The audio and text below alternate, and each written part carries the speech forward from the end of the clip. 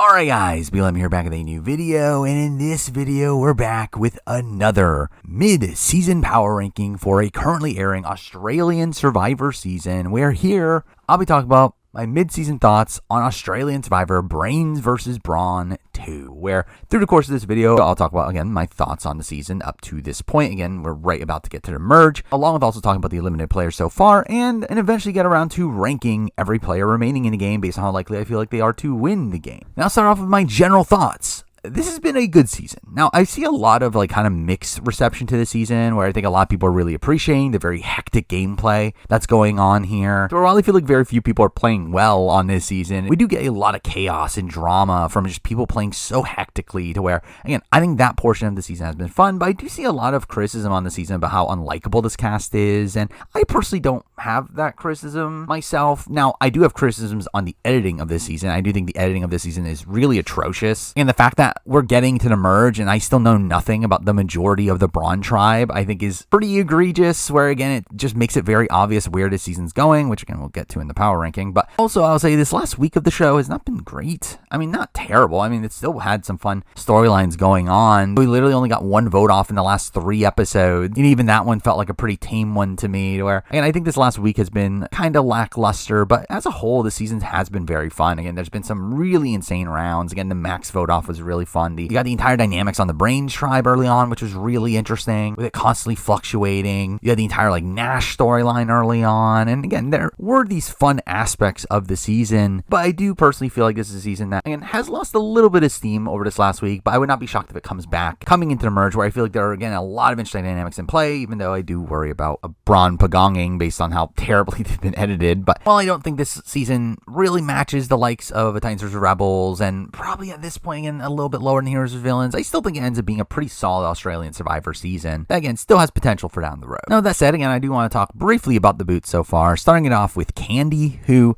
I was very sad to see go. Again, I actually had pretty high estimations of Candy coming into the season. I had her number 2 on my cast assessment, and to be fair, over time, my opinion of her kind of went down a little bit before the premiere, but still, I was not expecting her to be the first boot. I think her getting taken out in that way was, again, just very unlucky. I don't think Candy was a dynamic personality. I feel like she's someone that, again, probably had some legs as a player, but we never got to see that. Next, moving on to Indy, who I think has a serious argument of being one of the worst players in Australian Survivor history. I think she really did a lot of it to herself, and while obviously, again, there are biases that are in play for sure. The fact that she's on the older side of things, the fact that she's a POC on a very white cast, I do think, and there are definitely some things that disadvantage her, but I do think she actively plays so much of the game so wrong, where she really just had to do nothing, and she would have been pretty solidly positioned on that tribe. While on the bottom of the Women's Alliance, again, the Women's Alliance was barely over half the tribe, to where, and there have been so many other people lower on the pecking order than her, to where, again, I think her really just blowing things up for no reason was just really dumb. But again, at least made for good TV. Then we move on to Zen, who obviously was kind of robbed. Obviously got medevaced here in a position where it seemed like he was in good standing in the game. I mean, again, everyone seemed to love him as he left. Now, I'll say while Zen probably had a lot of longevity in the game, I wouldn't have much faith in Zen in the game in general. And the fact that we do see him right away playing very messily, again, building his bond with Nash on the offset, only to then proceed to vote for Nash by the end of that round. Where again, it's not like I have that much faith in Zen as a player, but it did seem like he's someone that probably had a deep run in him. And honestly, considering how big of an edit he got, despite the fact that he was medevaced right away, again, I'm expecting him to be back at some point down the road. But I'll be very surprised if he never gets to play again. Next, moving on to Kent. And Kent is, again, kind of like Indy, also very bad. Where, again, another one that just, played too hard and also too passively at the same time. The entire situation around him burning Max's hat is just so unnecessary. And then him also, revealing it to the rest of the tribe was so funny. Him targeting Miles was just very strange. But again, just another player here. Really bad at the game, but made for fun TV. I think he was a fun villain for the show. And another one that, again, I would not be that shocked if they do bring back Kent at some point down the road. Next, moving on to Nash. And, I mean, same thing again. Terrible player. Played this all wrong. Again, him just instantly revealing to everybody that he has an idol is insane. But, again, made it for incredible TV. And again, I would be mind blown if we never see Nash on Australian Survivor again. I think he is so primed for a return Again, will he play differently? Probably not. He'll probably be exactly the same. In this very like Russell Hansian sort of figure that plays so aggressively from the offset. But again, he'll make fun TV, and he made for fun TV on this appearance as well, where again, he definitely was a star of that first week of the show. Next, moving on to Allie, and again, another really insane character here. Again, Allie is someone that, again, she talked about how loud she could be in the preseason. I did not realize that she would be as bad as what she was. Again, the fact that she's just so frank with people and just so openly telling them that they're on the bottom and that there's nothing that they can do is, again, just kind of insane. To where, again, I think she's another like really awful player. Again, another one that kind of does it to herself. Again, leaks information, that makes the other women not trust her, to where despite the fact that we end up having this like big battle between these two sides, by the end of the pre-swap, again, she ends up being someone not really involved in either side and still ends up being the one taken out by the end. So again, she's just a player that is genuinely awful at the game, but again, another one that made for fun TV, and again, I would not be opposed to seeing Allie back down the road. Next, then moving on to Rich, another big character that was also a really bad player. There again, he just seems like a player that just could not stop himself from getting on people's nerves, someone that just really pissed off the majority of the people he was around, and would do things so blatantly to where everyone would kind of know whenever he was trying to do something strategically. And Rich is another player, really bad. Again, the fact that he was taken out after being swapped into a swing position definitely sours my opinions on him as a player, to where, well, again, there are some strengths. Again, the fact that he had this relationship with Max, and again, it seemed like he was able to corral some numbers around him initially. It's still a spot where, again, Rich is still a bad player, but again, another one, would not be that shocked to see him back at some point down the road. Next, then moving on to Ursula, and who would have guessed it? Ursula is another really bad player. Again, being on the bottom the entire season, never really being in any sort of true alliance, and also having this like massive feud with Noonan, where the fact that Ursula ends up being the one to lose that battle, despite the fact that Noonan had way more connections on the other side, I think is pretty detrimental to my opinion of her game. But again, no one again had some fun moments on the show, mind you, not nearly as much as the last few people we talked about, but again, still some of that, again, that feud with Noonan is definitely really notable storyline on this season. And to where, while I don't think she was as big a character as the other people we talked about, she still again made an impact on the show. Next, then moving on to Max, and Max was just, again, another insane character here, one that was just so good at the confessional, someone that, again, felt like, oh, was he trying to be like the next coming of someone like a David, and then playing up this like character in the confessional, but again, played a very fun, hectic game. Again, not a good one. Again, also pretty bad player. Again, his play with the advantage and trying to get rid of Miles, and it just all blowing up in his face, really funny. The fact that he gets taken out with an idol in his pocket in a spot where the alliance that he tried to work with ends up blindsiding him. Again, also really funny. Mind you, to be fair, I don't think he necessarily plays that round worst in the world, which again, I'll talk about my review. But again, I do think Max is a player that, again, made a lot of mistakes. But another one, I would expect Max back down the road. They definitely picked him up quite a bit in the edit, and I do feel like he's just kind of this like prime candidate to be brought back for a returnee season. Next up, moving on to Noonan. And Noonan's probably one of the people that I'm the most surprised was a pre-merge boot here, considering it did feel like Noonan had some main character energy during the early portions of the season, her being this main antithesis to Nash, and her getting a lot of narrational content around the Brawn tribe, where again, it felt like she was one of the two people we were meant to care about from the Brawn tribe. So for her to go out relatively early in the season, again, was a little bit shocking. And Noonan's the first person, again, of the boots so far that I'll say is, again, probably a competent player. Mind you, again, made mistakes. Again, I don't think she handles the Ursula relationship particularly well. I don't think she plays her boot round particularly well. But I do think Noonan's someone that, again, definitely has potential. Again, if she were to be brought back, I feel like she definitely could be a pretty solid player. So again, she's just another one that's like really good in the confessional. And again, someone that I would expect them to consider to bring back. So again, I wouldn't be opposed to that. And finally, we got to talk about Ben. And I mean, what is there to say? He was barely on the show. Again, literally not on the show until after the swap. And then obviously gets taken out in a very weird circumstance, which again, I'm not going to speculate over why he quit the game and why it was handled in such a weird way, though again, there's rumors out there. So again, it was just a very unprecedented exit from the game that made his overall portrayal in the season very strange, to where he is someone that, again, I was pretty high on coming into the season, and he was a big fan. He seemed pretty acclimated for most aspects of the game, yet he kind of just ends up leaving in a whimper here, to where it just happened so abruptly, and also the fact that his edit was so small, that's like, again, who really cares? But there we go. I mean, that's all the players that have left the game. Now let's talk about the players remaining in the game. And here, again, I'll be ranking these remaining players based on how likely I feel like they are to win the game, with, again, most of this being an edgic analysis, definitely analyzing where I assume the season is going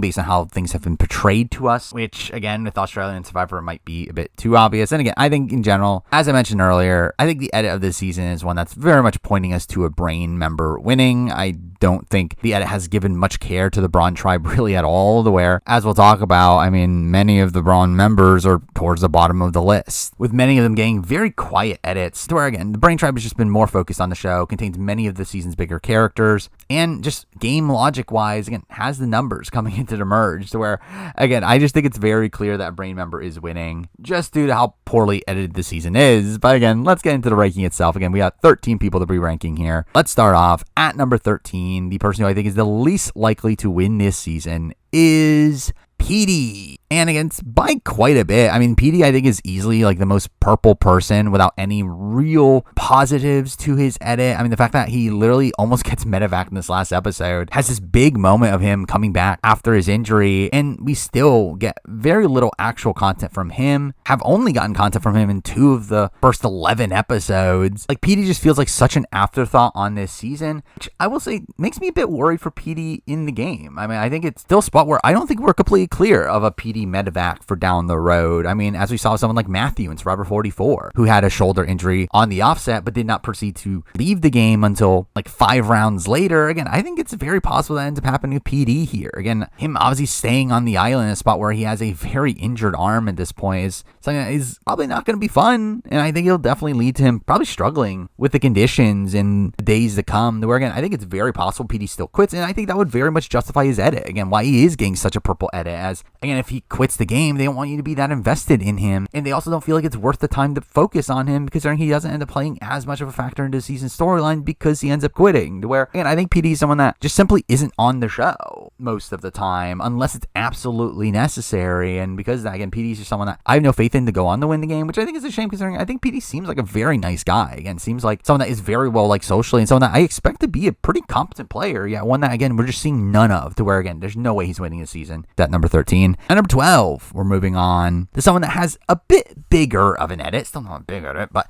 again, a little bit bigger of an edit, especially probably bigger than some of the people we're going to be talking about following him. Yet I feel like his edit is also very negatively tinged and it's clearly headed for a downfall, and that person is Jesse. And again, Jesse is somebody here that has gotten more content than some of the other Brawns. I mean, he got a decent amount of content in the premiere, got a good intro package, but beyond that has gotten 0 confessionals in most episodes. Again, he did spring up a couple times here and there, but again, I think it's very clear that Jesse's being set up as this like overconfident player that eventually gets a fall, where again, I would not be shocked if Jesse's like the merge boot, or really one of the next couple boots after that, to where again, I do not see Jesse making it that much deeper into the game. And to be honest, I'm a little bit surprised he made it as far as he did, in the sense that I did think he was getting set up to be this like Joey, Rangers Round 1 sort of figure of this like dictator that gets toppled before the merge, but again, doesn't end up happening here. But again, I still think he's not perfectly poised for that deep of a run. I mean, again, we've just gotten very little focus on what Jesse's actually thinking in the game. I mean, we're in a spot where, again, he was so integral to the Max vote off. Again, he supposedly had this like really good relationship with Max, and that would have been a very complex vote for Jesse in particular. Yet despite that, we get 0 confessionals from Jesse, which again, I think is very damning there. I think Jesse's just clearly somebody that is, again, just an afterthought, just somebody that is actually a big player on the island. And I think it's very clear that Jesse is very important to the events that are happening on the island. Yet he's simply, again, just being shown when necessary. And again, he's being set up for a fall, to where, again, I do not expect him to make it really much deeper into the game. Again, I'll be mind blown if he's still in the game like 2 weeks from now, to where again, I just think he's someone that is clearly meant to be this like villainous figure for the show, and one that, again, doesn't really seem to have much longevity here. So again, I have him at number 12. Now number 11, we're moving on to a player that there was a point where I started to see a little bit of an uptick in this person. And this is a person who, again, seems to be a pretty competent player, but one that I just don't think has many legs from an editing perspective, and that person is Kristen. And Kristen's someone, again, like on the offset, I was actually like fine with Kristen, the fact that she at least got a confessional in the premiere. Mind you, it was about Nash, but again, was at least there, but then proceeds to not really get much in the following episodes. And really, since then, again, it also feels like Kristen's just one of these people that is being shown when necessary. She's being shown when she's on the bottom with Ursula. She's being shown when she gets an idol and she could potentially save Paulie with it. And again, it just feels like she's essentially just, again, being shown when absolutely necessary. Now, again, in comparison to someone like PD, I feel like she's being shown more than PD. And in comparison to Jesse, I feel like she's not being shown as negatively as Jesse. And really also, Kristen's just somebody that, again, I can see making a pretty deep run into the game. Again, I would not be shocked if Kristen is endgame. I just don't think she has any potential to win. I honestly feel like they would just give her more content if she were to go on to win. So while her edit has, again, picked up a little bit more recently, it does just feel like that's completely circumstantial content, to where I just find it very unlikely Kristen goes on to win the game at this point, especially considering we know very little about her relationships in the game. I mean, at this point, all we know is, again, her not liking AJ, her not liking Polly, and maybe she has ties to like Logan, but again, nothing's very clear about Kristen's edit, and I think that's a major issue as well. So again, I do have Kristen here at number 11. Now number 10, and now we're moving on to our first not Brawn member. Mind-blowing. Yet also someone that, again, is never winning this season. That person is Zara. And Zara's someone that, again, I really like. I think Zara's a really fun presence on the show, a really interesting player, and one that, again, I think is a competent player, very self-interested player. And while I think her tactics at points, again, probably isn't the ideal, I do think she, again, does come off as a very solid player. The problem is that she wasn't on the show until like episode 5, and I think that is a major knock here for Zara. Where, again, we have never seen an Australian Survivor winner go on to win the game without being somewhat relevant in the first week. And really, we've only had one time ever where that winner didn't get a confessional in the premiere, or someone that essentially wasn't on the show until episode 5. Mind you, again, she was still there when the coven was created. We see her being part of that group. Again, she never gets to talk for herself. So while initially, again, on the offset, I felt like she had an okay-ish premiere edit in the sense that she was at least there in a way that you can at least like compare to someone like Liz, who, again, the only person to not get confessional in the premiere to go on to win the game. But at least, again, Liz had that foundational scene with Shawnee back in the premiere. And you can at least say that's a thing with Zara back in the premiere. But the problem is, again, beyond that, she's just also not relevant to episodes 2, 3, or 4. And again, the fact that they go until episode 5 to introduce her with her having nothing to do on the show before that, I think is a major negative there. Now, again, not necessarily damning for her longevity. I mean, she's someone that, again, theoretically could make it deep. I mind you, I really have no real gauge on where Zara's going to land. I mean, I think there's worlds where Zara is like one of the first few boots after merge. I think there's worlds where Zara's one of the last few boots, even potentially losing finalists. But again, I just don't think it's a winning edit here. Again, I just simply don't think that they would not show their winner until week 2 to where, because that, again, Zara's not very likely to win. She's here at number 10. Now number 9. Now we're moving back to the Brawns. Who would have guessed it? I do have Morgan. And this was close. I think Morgan and is there another person are very close in the edit. I think there are pros and cons for both. And I used to have Morgan above that person for quite a while. I think after these last couple episodes, I did decide to move Morgan down, where I feel like Morgan's just in this spot where, again, we're just not really seeing her outside points where it's absolutely necessary. And in a point where she's kind of getting overshadowed by that other person. Again, back in the premiere, she did get an intro. I will say that's probably the main saving grace for Morgan. Really the reason why she was above the other person until these last couple episodes, because she at least had an intro in the premiere. Mind you, I think she got an intro in the premiere because she is essentially the representation of Brawn on the season. Again, she is a former Olympian on the Brawn tribe. It makes sense why they would want to introduce her right away, as, again, she's pretty much one of the few actual Brawns on that tribe. But again, following that is invisible. Even by the time of the Nash vote, something like that she's the swing vote in, she's simply getting overshadowed. She's not being focused on when that Nash, even when we get to the vote, the Candy vote, she's this massive swing vote alongside Kate. And despite that, Kate is the one to get all that content. Morgan's not even on the show at that point. Also, no foundational scene for that relationship at all. Again, she once again gets content in episode 4 when Nash goes home. But again, that's because Nash was targeting her. So obviously she's going to get content there. And then she's invisible on the show until literally this last week, where she finally gets content about Girls Alliance. But even then, Kate gets more of that content. So again, Morgan's just someone that just feels like an afterthought on this season. Someone that, again, feels like someone that they focused on very, very early on simply because she was, again, representation of this Brawn theme. But after that, they just put no care into her edit. It just feels like she's simply just there. And I do not think this is one that turns around to a win.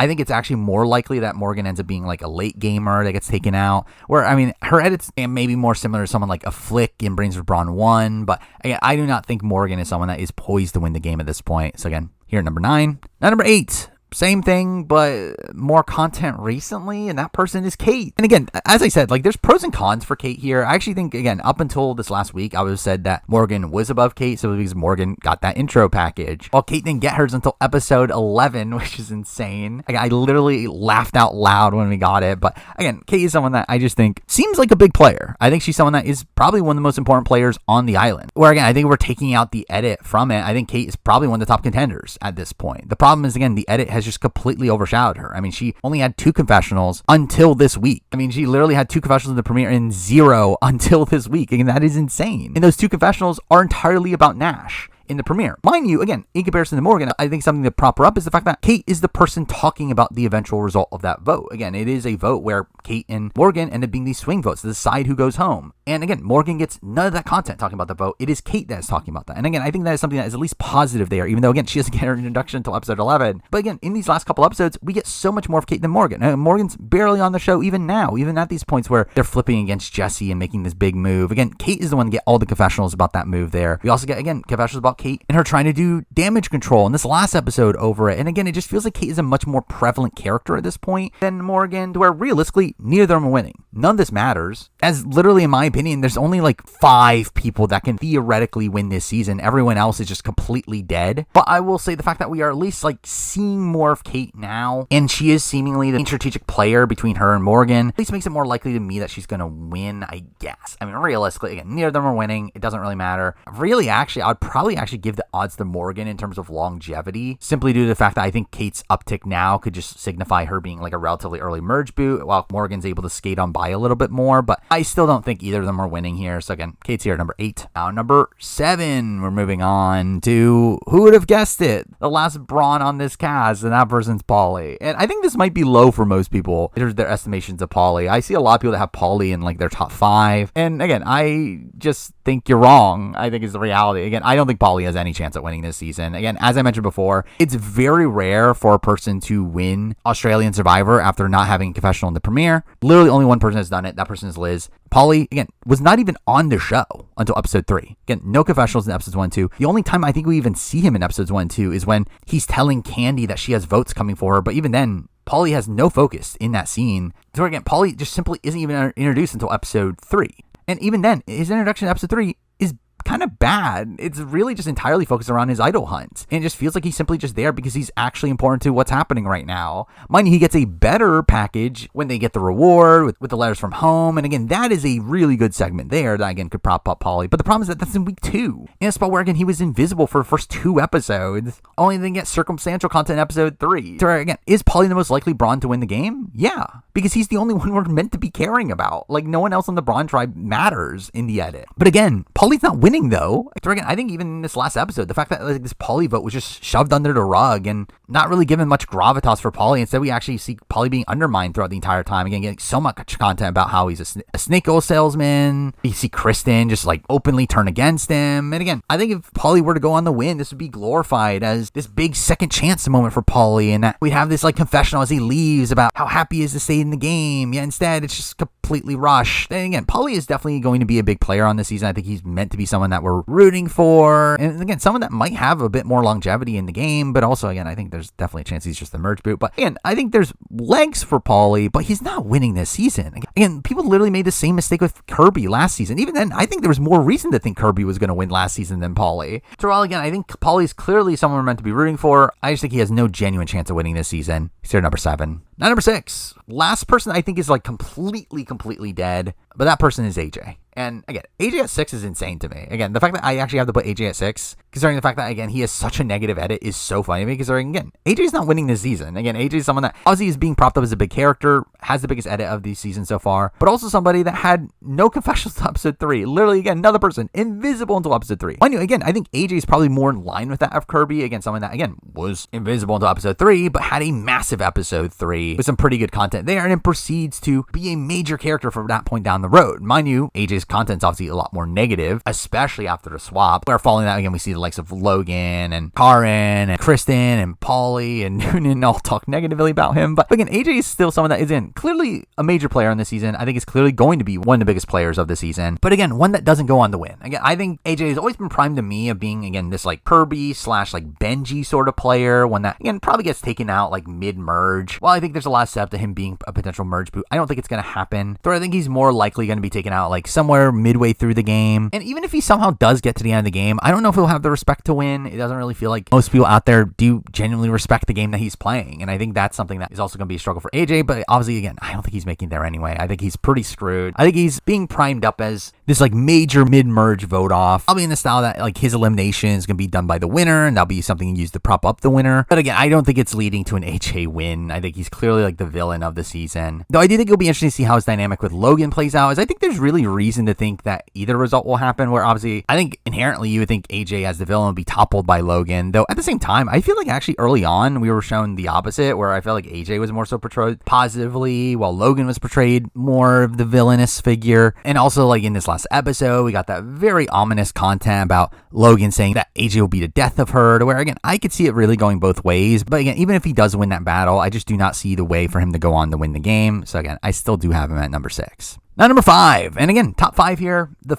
5 people that I think have any semblance of a chance at winning the game. Mind you, still don't feel too good about a lot of these people, but still, again, more of a chance than anyone else. And who would have guessed it? They're all brains, because obviously. But at number 5, we're going to start off with actually a person that I had as a top contender for a lot of the season. This person actually had it number 1 for the first 2 weeks of the show. And then as I've been hovering around numbers 2 and 3, I think after this last episode, I'm pretty secure in moving them down a bit. And that person is Laura. And again, Laura's someone that, again, had a very good early edit. I mean, someone that was really in the middle of everything.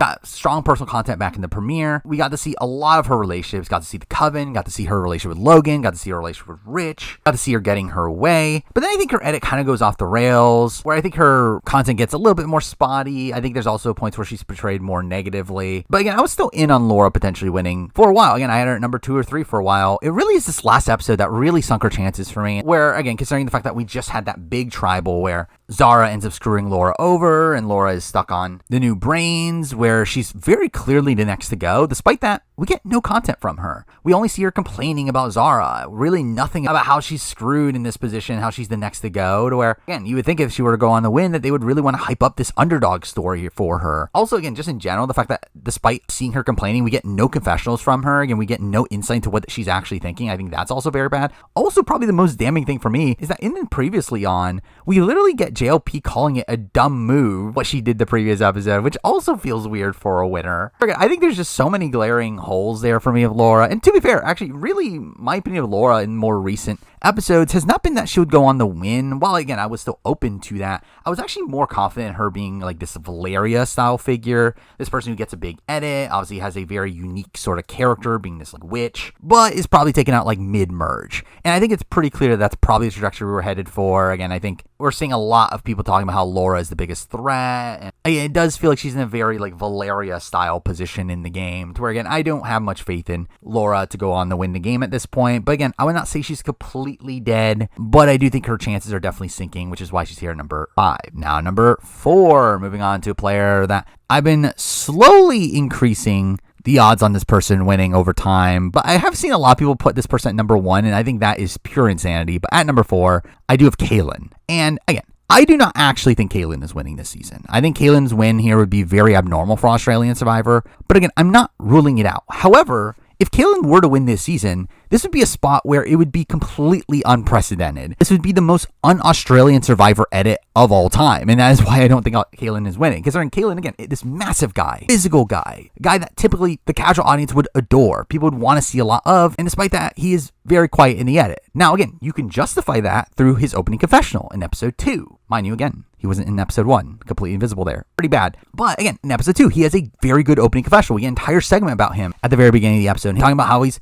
playing up this character and he's planning on being underestimated, which again, very, very good if this was an Australian Survivor, where again, could that explain his edit and why he's being portrayed this way? The fact that they are actively under-editing him to play up into the story? Yes, that is possible. Mind you, I don't think it's even the most likely situation, because again, it's Australian Survivor, they like the purple pretty much everybody. And Kaylin just in general isn't the biggest TV character in the world, where I don't know if he would really be getting much content unless he were the winner. But still, I do think Kaylin's in this spot here where, again, if this was Survivor US, theoretically this could happen. Mind you, even Survivor US, it would be very rare for them to under-edit a male winner like this. But still, again, I think having these more thoughtfully made season-long storylines is something that Survivor US would do, not really something Australian Survivor does. Where Australian Survivor is, again, like a Michael Bay movie. They could throw things in your face. And while, again, there's rarities in the likes of Liz that goes on to win, but even then, Liz's edit was actually pretty strong from like the merge on. And even before that, again, at least got a lot of focus on her and Shawnee early on, where Kaylin's one that, again, this feels like this more like artistic sort of edit that, again, Australian Survivor's not going to do. They're not going to do the Erica lion into the lamb. They're not going to do the alligabler. Again, that's just not how Australian Survivor does things. Again, if this was Survivor US, I would put a lot more credence into a potential Kaylin win. But again, this is Australian Survivor, where, again, I just do not think that's a practicality. And even beyond, again, like just based on the trends of Australian Survivor, again, very rare for Kaylin, someone that was literally invisible in episode 1, to go on to win the game. Like, literally has never happened before. And realistically, I think Kaylin's probably more set up to be like a losing finalist than anything. Like, I think it's a world where again, like in this world where this storyline is intentional, I think it's more likely that we get to the end where Kaylin doesn't have the respect than he does get to the end and people do respect him. Again, we literally get these like offhand comments about how aloof Kaylin is and how he's just getting coconuts. And again, I think it's more likely, considering his edit, that he gets to the end and people just simply don't recognize the player that he is and still look at him as that sort of aloof figure.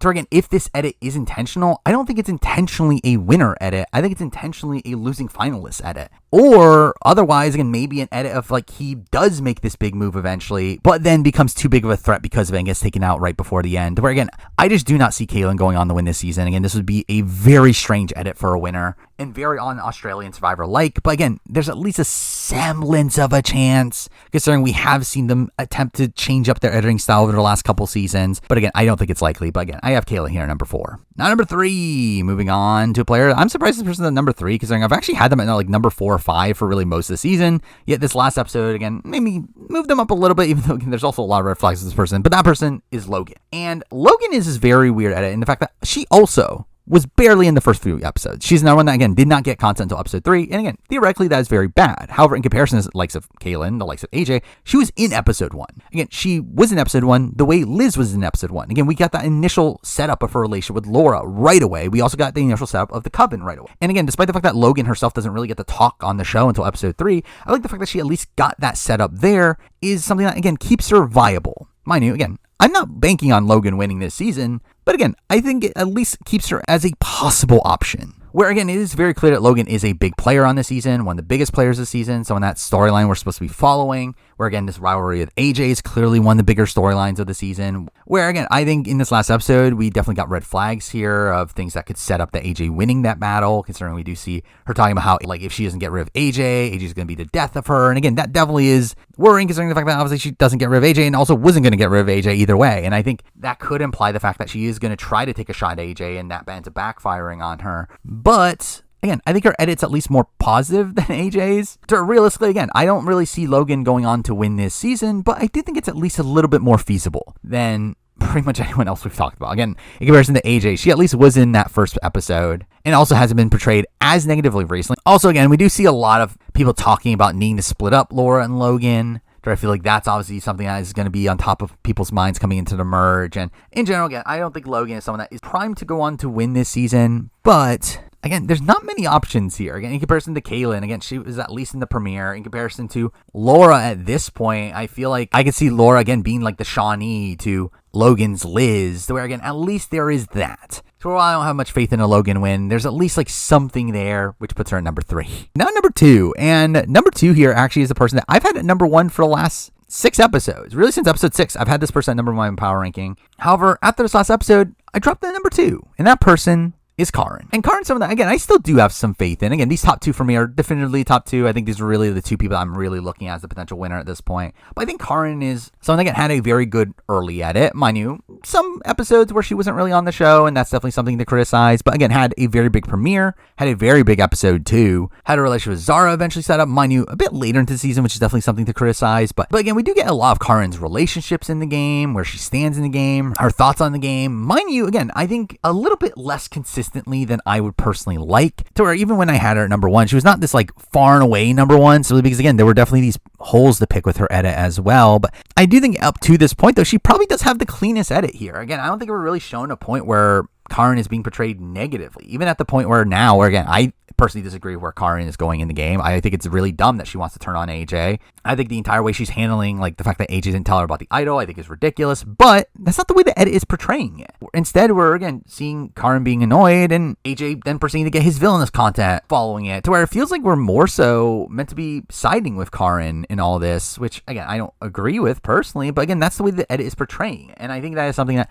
again, definitely gives an edge to Karin there. Mind you, again, I also think in this last episode, though, I think there's definitely a knock there, and the fact that we do see her talking about how she needs to get to Zara first, only for her to then just not do that and let AJ give Zara the rundown. I think that's bad. And again, I think there's like a lot of like little red flags here and there with Karin, but I do think her edit is the cleanest up to this point. Again, I fully expect her to be number one coming into this video, yet I do feel like a certain other person had a pretty good episode, and I think that person's trajectory in the game is something that is definitely looking like they're on the uptick. So again, at the end of the day, I do have Karin here number 2. Now, number 1, the number 1 player on my mid-season power ranking for Australian Survivor Brains versus Brawn 2 is somehow Miles, which, I mean, Miles is someone that I've kind of been up and down on across the season. I was a pretty low on him week 1, even though, again, I thought he had a chance, but not someone I was looking at as a top contender. Then I thought week 2 was pretty good for him. Again, him getting this like underdog content and picking up steam in like episodes 5 and 6. And then he ends up getting pretty good underdog content after being swapped, though he does, again, proceed to get a lot of negativity. Mind you, again, he got negativity right away and talking about how he's overplaying. But again, I didn't think that was that bad, as through that we still got like set up to his relationships with AJ and with like Laura. It also feels like, again, that could be like the start of his like journey across the season, that he was going to recover from that, and he does until he doesn't. And that's really the one red flag for me with Miles' edit at this point, is the fact that, again, he does proceed to essentially just do it again at the swap, to where he ends up getting a lot of negative content about how much he's overplaying, which again, that's bad. I think that's very bad. Mind you, they kind of course correct that by the time of episode 10, where we get confessions about him like talking about doing it intentionally, and that he's trying to like throw Zara and Laura under the bus. We end up seeing like Zara confronting about it, which I thought was a pretty negative look for Zara there, where I feel like we were clearly meant to be siding with Miles in that entire situation. And really, it's at that point where, again, I had another uptick on Miles, where, again, in these last 2 episodes, I thought Miles has gotten some really strong underdog content. Again, him getting to like name the hunks and then immediately talk about wanting to turn his back on them. Again, we're getting a reestablishment of his relationship with Laura. We, in this last episode, see him getting so much positive content about turning his game around. And mind you, again, obviously a lot of it is circumstantial. He does find an idol and an advantage over the course of 1 episode, to where obviously he needed to be there. But I do think all of it was clearly shown to us as being important. And I think that is my stance on Miles at this point, is that I think he's clearly going to be an important player for down the road. Again, is he for sure going to win? Who knows? Again, obviously we've been seeing enough negativity from him that I do think there's a chance he gets to the end and just isn't respected. Though I think the implication of this content that he's been getting with him finding the idol and finding the essentially knowledge's power is that he's probably going to make big moves with them and gain respect through that. I actually feel decently about Miles at this point, even though, again, there definitely are red flags. And that's the thing, is that no one on this season has a perfectly clean edit. Even like in comparison to last season, where, again, I thought the likes of Valeria and I thought the likes of Mark had very clean edits. And again, I was wrong. They didn't go on to win. But again, I at least thought they had very strong edits, and I thought they were very clearly top contenders. This season doesn't really have that. There's no one here that really has that squeaky clean edit. Yeah, I feel like Miles is someone that we're clearly meant to be rooting for, someone that has, again, a strong edit, again, someone that had an introduction right in the premiere, has a lot of setup relationships, also is coming into the merge fully loaded and in a Brains majority. Where, again, I think not even just from an Edgic perspective, but also just from a pure in-game position, I think Miles is in a pretty good spot to go on to win the game. So again, while Karin is someone that, again, I think has probably a cleaner edit as a whole, I do feel like Miles is someone that I think we're